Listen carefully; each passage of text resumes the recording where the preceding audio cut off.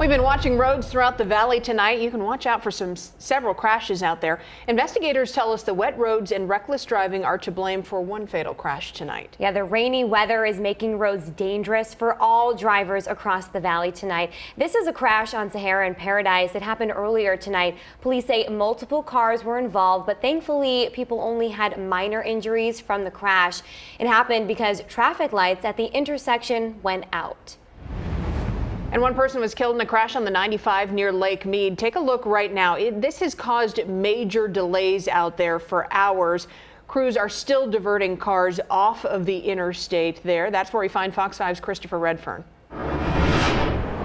Yeah, so we're actually an exit down. This is, we were told by NHB, kind of the safest place to be. We expected the interstate to be back open by this point. I mean, NHB crews responded to this crash about 5:20, so coming up on 5 hours ago. And reports are that it is still blocked off and they're still diverting traffic off the interstate. So what happened was there was a vehicle, this where you get on the on-ramp at Lake Mead Boulevard. It's kind of a loop rather than feeding you directly onto US 95 southbound. NHP troopers told us that car was going too fast, spun off the road into the middle of the interstate, and then that car got hit on the driver's side. The driver was taken to a local hospital where they were pronounced dead. There were two other people inside the vehicle that weren't wearing seatbelts. Luckily, they walked away okay. And then the other people that were in the vehicle that hit that car, they were apparently okay as well. Just some minor injuries, nothing life-threatening. Whenever we talked to NHP at the scene earlier, they just said how disheartening it is to have to be out here talking about a fatal accident on Thanksgiving Day.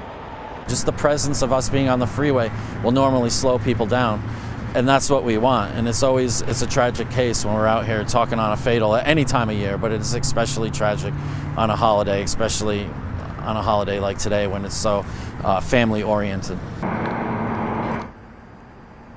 So I just got new info in my ear from the producer. Apparently US 95 southbound near Lake Mead is back open now. That's just within the past few minutes. You should still expect some delays. They were pretty backed up there in that area, but that road is now open again, but still expect some delays in that area. Talking to that same NHB trooper, he did tell me he was pretty frustrated at the way people have been driving recently, especially since we've been having these rainy conditions. He says all these accidents we've been having, they're avoidable, including this one tonight.